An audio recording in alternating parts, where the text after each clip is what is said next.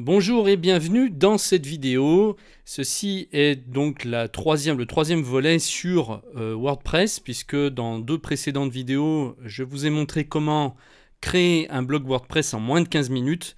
Et dans la seconde, on a fait un tour de prise en main pour voir un petit peu les réglages principaux de la plateforme. Dans cette vidéo, on va continuer en voyant comment créer un menu dans WordPress, puisque par défaut, vous n'avez pas de menu qui est créé.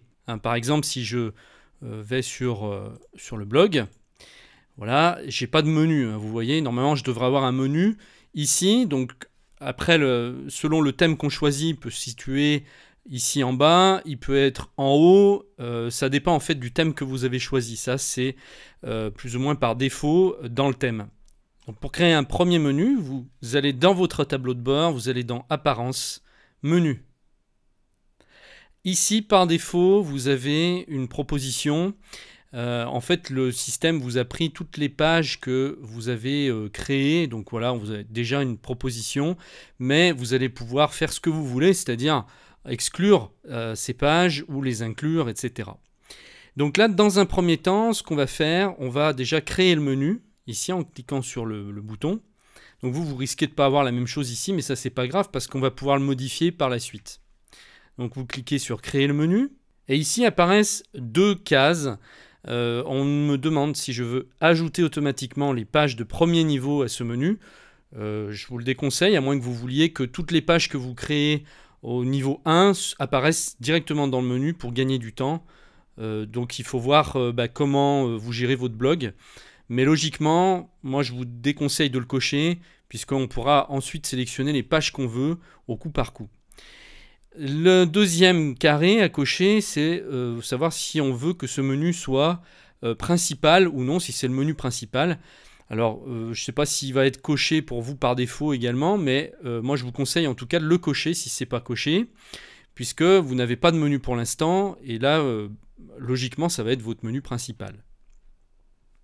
Une fois que c'est fait, vous cochez donc cette deuxième option, vous enregistrez le menu ici. Et on va déjà pouvoir regarder sur le blog si le menu est apparu, et normalement oui.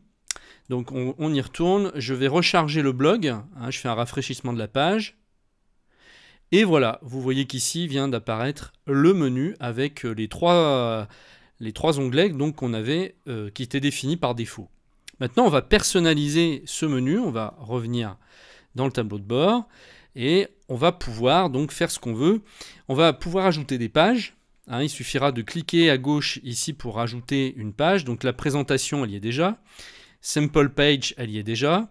Et vous avez le bouton d'accueil qui est par défaut apparaît. Bon, c'est logique, puisque dans un menu, si vous n'avez pas d'accueil, ça ne va pas aller. Donc par défaut, on vous met un bouton accueil. Ensuite, vous allez pouvoir sélectionner des articles. Tout ici, les plus récents, les articles les plus récents vont s'afficher.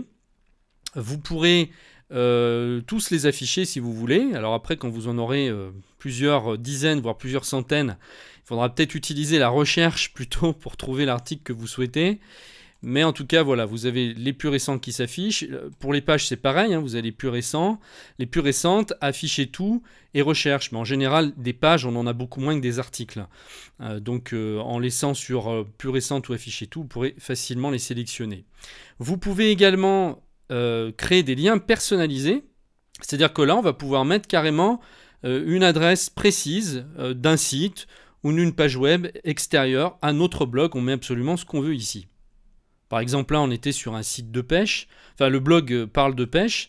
On va aller, par exemple, chercher un site de pêche pour en faire, par exemple, un partenaire. En admettant que vous ayez contacté ce site-là et que vous lui proposez un échange de liens. Voilà, on va aller sur Pacific Pêche, par exemple, là. Voilà. Là, je copie et colle l'adresse du site et je vais la mettre ici. Voilà. Et puis je vais mettre site partenaire ici en titre. Donc site partenaire, c'est ce qui va apparaître dans l'onglet. Et quand on cliquera sur cet onglet, on arrivera donc sur le site, sur cette adresse. Ajouter au menu. Voilà, il vient d'apparaître. Et on peut aussi ajouter des catégories. Donc là, on avait créé 2 catégories. Bon, ça, c'est celle qui a été créée par défaut par WordPress. Mais là, on peut, par exemple, ajouter canne à pêche. Voilà. Et on va l'ajouter au menu. Voilà, voilà. Donc là, maintenant, si je retourne sur mon blog, que je rafraîchis la page. Alors, attendez, par contre, j'ai pas dû enregistrer. Alors, avant, pour que ça marche, il faut justement cliquer sur le bouton enregistrer le menu. Comme ça, si vous faites l'erreur, bien vous saurez, parce que là j'ai failli la faire, vous saurez quoi faire. Il faut enregistrer avant pour que ça soit pris en considération, que les changements que vous venez de faire soient pris en considération. Maintenant, je retourne ici, je fais un rafraîchissement de la page, et voilà, vous voyez que les 2 onglets ont bien été rajoutés. Hein, donc si je clique sur présentation, j'arrive sur ma page de présentation. Si par exemple je clique sur site de partenaire, ben voilà, il me redirige vers le site en question. Donc tout fonctionne très bien. Maintenant, je vais pouvoir changer l'ordre de ces onglets. Si je veux que canne à pêche apparaisse par exemple après présentation, alors avec ma souris, je vais déplacer. Je fais un clic gauche avec ma souris, je laisse mon doigt dessus, je tire donc l'onglet jusqu'à lâcher là où ça m'intéresse. Donc là, juste en dessous de présentation. Voilà. Et site partenaire, on va le laisser là. Et sample page, par exemple, on va la mettre juste avant présentation. Voilà. Maintenant, je vais faire enregistrer pour enregistrer les modifications. Si je fais un rafraîchissement, voilà, l'ordre a bien changé. Et dès que je vais créer une nouvelle page ou un nouvel article, ça va apparaître ici à gauche, et vous allez pouvoir les ajouter comme vous voulez. Vous pouvez ensuite, bien sûr, retirer à n'importe quel moment de votre menu quelque chose que vous ne voulez plus. Par exemple, la sample page, je ne la veux plus, je la retire. Voilà, je fais enregistrer le menu. Je retourne ici. Si je fais un rafraîchissement, sample page a bien disparu. Donc vous avez appris à créer un premier menu. Alors on peut aussi gérer avec l'aperçu en direct. C'est-à-dire que là, vous avez un bouton gérer avec l'aperçu. Si vous cliquez dessus, voilà, vous avez l'aperçu et à la fois les réglages qui apparaissent sur la gauche. Comme ça, on peut faire plus facilement, on peut voir ce que ça donne ici et régler directement ici. Et par exemple, j'ai envie de créer un deuxième menu. Si par exemple, j'ai l'idée de changer un petit peu mon blog et que je pense refaire un peu les rubriques de mon menu, eh bien, je peux en ajouter un deuxième. Plutôt que de modifier celui-ci, j'en reconstruis un nouveau. Donc je vais faire ajouter un menu. Nom du nouveau menu, on va l'appeler menu 2. Je vais faire créer le menu. Et là, je vais ajouter des éléments. Hein, donc ça se passe pareil que dans le tableau de bord, pratiquement. Voilà, simplement on a l'aperçu ici. Donc les pages, je vais ajouter accueil. Les catégories, je vais ajouter cette fois hameçon. Et puis article, je vais ajouter voici mon premier article. Voilà. Je vais rester avec ces 3 onglets.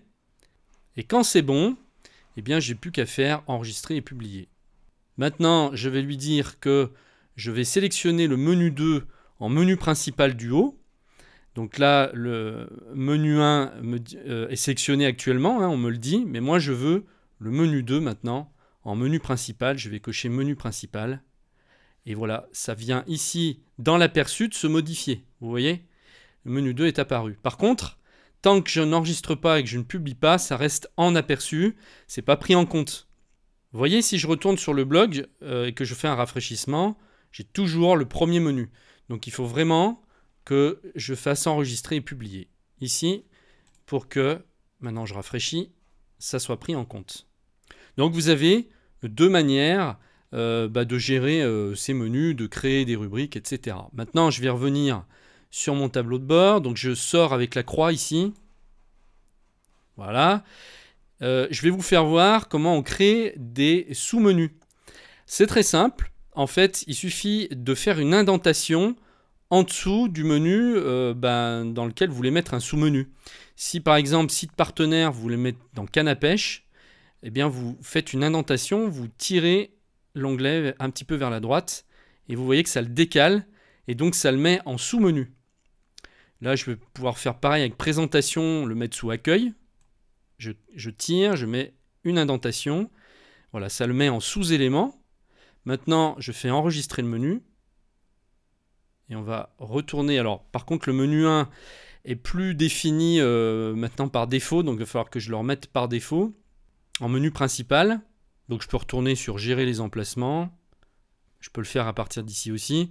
Et au lieu donc que ce soit le menu 2 qui apparaisse en menu principal, je choisis le menu 1. Voilà.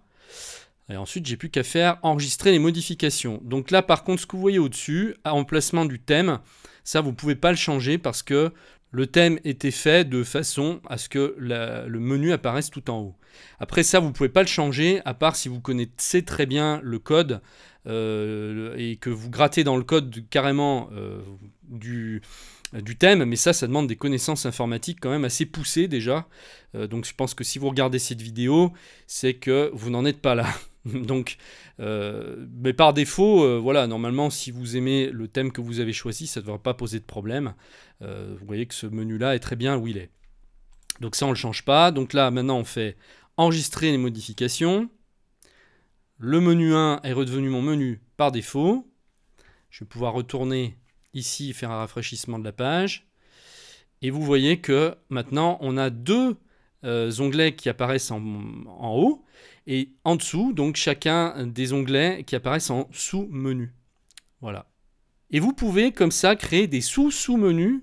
Vous pouvez très bien, par exemple, décaler encore canne à pêche et mettre tout sous accueil. Par exemple, là, je vais créer une indentation sous présentation. Automatiquement, l'indentation suivante est gardée aussi sous canne à pêche. Mais je peux aussi le mettre au même niveau que canne à pêche. Par contre, il faudra voir avec votre thème parce que c'est possible que ça ne fonctionne pas sous certains thèmes, et c'est le cas par exemple avec celui-ci. Il s'arrête donc à un sous-menu, et si je vais sur présentation, on n'a pas les autres sous-menus qui apparaissent. Donc ça, après, il faut voir si vous pouvez le modifier dans votre thème. Sinon, si c'est par défaut, il n'y a peut-être pas possibilité de le faire. Donc quand vous choisissez votre thème, si vous prévoyez de faire beaucoup de sous-menus, eh bien, vérifiez bien que le thème vous donne cette possibilité avant. Mais en général, moi, je ne vous conseille pas de descendre en dessous. Voilà, moi, je vous conseille de faire des menus et des sous-menus, pas forcément d'ailleurs, mais si vous en faites, n'allez pas plus d'un niveau parce qu'après, ça devient vite fouillis sur le site. Hein. Si vous voulez gagner en clarté, moi, je vous déconseille d'aller en dessous d'une indentation. Voilà, et eh bien écoutez, vous savez tout maintenant sur comment faire pour créer un menu dans WordPress. Je vous retrouve dans une prochaine vidéo pour voir une nouvelle fonction. Je vous dis à très bientôt et merci de m'avoir suivi.